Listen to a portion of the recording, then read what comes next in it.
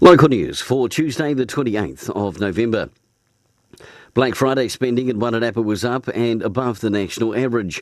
Figures released from Paymark saw $219 million worth of transactions on Friday across New Zealand, which was up 10.9% on Black Friday 2016. There was an increase in Wairarapa of 14%. The rangers at Pukehamau Bruce National Wildlife Centre were disappointed to discover the takahe eggs laid last month will not be producing any takahe chicks. Resident pair Natural and Fumi have been sitting on what is believed to be one egg. The egg was discovered in October and marked the first time there had been a takahe egg laid at the centre in over 20 years.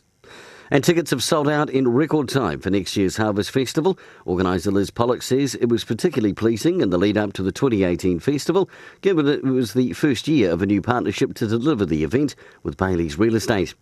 And in sport and softball from the weekend, Giants P2 men scored a 9-2 win over Totara Park. The P3's presidents and female team also had wins. Congratulations.